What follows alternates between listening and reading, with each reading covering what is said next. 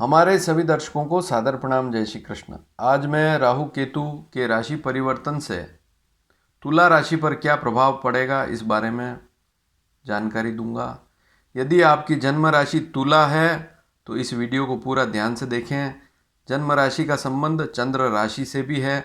आपकी लग्न कुंडली में चंद्रमा यदि 7 नंबर अंक पर लिखा हुआ है तो आपकी तुला राशि होगी। विवाह का योग भी बता रहा हूँ, किसके कारण विवाह का योग भी बनेगा उसकी जानकारी भी इस वीडियो में मिलेगी। विशेषकर तुला राशि की बात हो रही है। दूसरी स्थिति, यदि आपकी तुला राशि नहीं है लेकिन तुला लग्न की कुंडली है, तब भी यह जानकारी आपके लिए महत्वपूर्ण सिद्ध होगी, क्योंकि वैसा का वैसा फल तुला लग्न के लिए भी रहेगा। राहु का फल अलग है, केतु का फल अलग है। 18 महीनों तक यह प्रभाव रहेगा, इसको आप जान सकते हैं यदि पूरा वीडियो आप देखेंगे तो।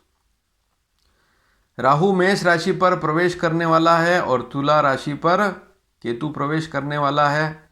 कितनी तारीख को? 12 अप्रैल 2022 को दोपहर 3:29 पर। और यह स्थिति चलेगी 30 अक्टूबर 2023 तक चलेगी, शाम की 5:42 तक।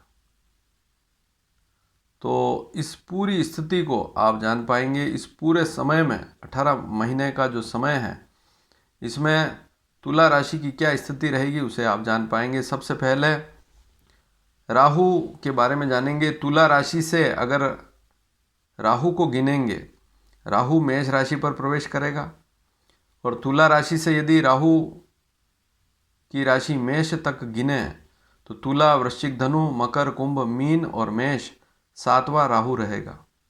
केतु कैसा रहेगा? केतु पहला रहेगा। आपकी राशि पर ही केतु आने वाला है। अभी वृश्चिक राशि पर चल रहा है, लेकिन 12 अप्रैल के दिन केतु का प्रवेश तुला राशि पर हो जाएगा और फिर 18 महीने तक केतु तुला राशि पर ही चलेगा। सबसे पहले राहु के रिजल्ट को आप जान लें। राहु क्या रिजल्ट दे सकता है उसको आप समझें। राहु तुला राशि से सप्तम होने के कारण यह राहु विवाह का योग अचानक बनवाएगा। अचानक कोई रिश्ता आएगा और विवाह के योग तुला राशि वालों के लिए बनेंगे। दूसरी स्थिति, ये जो 18 महीने हैं विवाह के योग बनेंगे, तो यह 12 जो अप्रैल आ रही है 2022 की, इसके बाद राहु तुला राशि वालों के लिए अचानक योग बनाएगा। लेकिन सावधानी यह रखनी है, ज़्यादा जल्दबाजी भी नहीं करनी है, क्योंकि आप कोई सामग्री या सामान नहीं खरीद रहे हैं, आप विवाह कर रहे हैं। तो विवाह का निर्णय सोच विचार कर करें, परिवार की पूरी पड़ताल करें। जहाँ भी रिश्ता कर रहे हैं उस परिवार को अच्छी तरह से देखें, समझें, जान पहचान निकालें, उसके बाद फिर विवाह करें। क्योंकि राहु है इसलिए वहाँ पर सावधानी भी रखनी होती है। यदि आप शादीशुदा हैं, आपकी तुला राशि है, चाहे महिला है चाहे पुरुष है, तो वैवाहिक समस्या इस राहु के कारण हो सकती है। पति पत्नी में थोड़ा सा तनाव इस राहु के प्रभाव से आ सकता है। इसलिए यहाँ पर आपको इन 18 महीनों में प्रेम से रहना है। प्रेम से रहेंगे तो कोई समस्या वाली बात नहीं। छोटी छोटी बातों पर झगड़ेंगे तो बहुत बड़े झगड़े भी हो सकते हैं, इसलिए सावधानी आपको रखनी होगी। दैनिक कामकाज जितने भी आप कर रहे हैं उसमें भी छोटी छोटी समस्याएं इस राहु के कारण होती है। चाहे आप व्यापार कर रहे हैं, चाहे आप नौकरी कर रहे हैं, वहाँ पर भी जो दैनिक दिनचर्या है उसमें छोटी छोटी समस्याएं कार्य क्षेत्र से संबंधित बन सकती है तुला राशि के लिए। पत्नी के स्वास्थ्य में भी नरमी रह सकती है। मान लीजिए किसी पुरुष की तुला राशि है तो पत्नी का स्वास्थ्य नरम रहेगा। यदि पत्नी की तुला राशि है तो पति का स्वास्थ्य नरम रह सकता है। इस बात को भी आप समझ लें। इसलिए स्वास्थ्य पर भी ध्यान देवें। दाम्पत्य जीवन के साथ साथ स्वास्थ्य पर भी ध्यान देवें। यदि आप इस समय में पार्टनरशिप, नया कोई पार्टनरशिप का काम करना चाहते हैं तो हो सके जहाँ तक टालना चाहिए। और यदि कर भी रहे हैं, बहुत ज़रूरी है, तो सावधानी पूर्वक पार्टनरशिप का व्यापार करें। और पार्टनरशिप ना हो तो अच्छी बात है। यूरिनरी कोई समस्या है, गुप्त रोग है, यूरिनरी समस्या है, या किडनी में कोई समस्या है, मान लीजिए आपको पहले से ही, या जिनको शुगर की समस्या है या डायलिसिस किडनी की समस्या है, उनको यहाँ पर विशेष ध्यान लगाना होगा। यदि आपकी तुला राशि है, आपको किडनी से संबंधित रोग हैं, तो यह समय जो है राहु का ठीक नहीं रहेगा, इसमें आपको और ज़्यादा ध्यान देना होगा। अचानक लाभ के योग राहु से अवश्य बनेंगे। राहु यहाँ सप्तम स्थिति में होकर आपके लिए लाभ के अचानक योग अवश्य बनाएगा। तो आपको लाभ पर दृष्टि रखनी है। ये जो लाभ आ रहा है, यह कहाँ से आ रहा है। यदि अच्छे मार्ग से आ रहा है, अच्छे कार्य से आ रहा है, तो कोई समस्या वाली बात नहीं। लेकिन आप कोई गलत काम करके पैसा कमा रहे हैं, तो फिर सावधानी आपको रखनी होगी। छोटे भाई बहन जो हैं, छोटे भाई बहन, उनको कोई कष्ट हो सकता है, उनको कोई शारीरिक समस्या हो सकती है, या उनको अपने कामकाज में समस्या हो सकती है। अगर ऐसा नहीं हुआ तो छोटे भाई बहनों से भी आपको समस्या हो सकती है, आपका उनके साथ विवाद भी हो सकता है। इसलिए इस बात पर भी आपको ध्यान देना है। तो राहु का रिजल्ट आपने समझ लिया, 1.5 साल तक रहेगा। किस प्रकार के फल राहु के हो सकते हैं, आपको सावधानी रखनी है। लेकिन वैवाहिक मामलों में सफलता मिल सकती है, थोड़ा सा ध्यान देंगे। अच्छा रिश्ता है तो विवाह अवश्य कर लें। अब केतु तुला राशि पर ही आ जाएगा, 1.5 साल तक तुला राशि पर ही रहेगा। अब आपको तुला राशि में देखना है कि आपका नक्षत्र कौन सा है। चित्रा नक्षत्र है, स्वाति नक्षत्र है, या आपका विशाखा नक्षत्र है। आपका जो जन्म नक्षत्र है तुला राशि में, उस नक्षत्र पर जब जब केतु चलेगा, उस समय ज़्यादा केतु के प्रभाव आएंगे। इस बात को भी नोट कर लें। किसी भी राशि पर कोई ग्रह आता है और उस व्यक्ति की जो राशि है, उस राशि के जो नक्षत्र हैं, उनमें से उस व्यक्ति का जन्म किस नक्षत्र पर है, क्योंकि हर राशि में 3 नक्षत्र होते हैं। तो आपकी तुला राशि है तो आपका जन्म किसी न किसी एक नक्षत्र में होगा, चाहे चित्रा में हो, चाहे स्वाति में हो, चाहे विशाखा में हो। इनमें से जिस नक्षत्र पर जन्म है, उन पर जब केतु आता है तो और ज़्यादा प्रभावी रहता है। सबसे पहले तो यह विशाखा नक्षत्र पर आएगा, फिर स्वाति नक्षत्र पर आएगा, फिर उसके बाद चित्रा नक्षत्र पर आएगा। अब एक बात और समझ लें, एक राशि में 9 अक्षर होते हैं, 9 चरण होते हैं। विशाखा के 3, स्वाति के 4 और चित्रा के 2। तो 4 और 3 7 और 2 9 चरण हो गए। तो अब एक एक चरण पर, एक एक अक्षर पर आप अगर घर बैठे ही सिंपल गणना करना चाहते हैं, तो मान लीजिए जैसे आपका जन्म विशाखा नक्षत्र के 3रे चरण में हुआ है, सबसे पहले यह विशाखा नक्षत्र के 3रे चरण पर आएगा। तो वहाँ पर 2 महीने रहेगा, क्योंकि 9 चरण हैं। 9 का 2 से गुणा करेंगे तो 18 महीने हो जाते हैं। एक चरण पर लगभग 2 महीने रहेगा।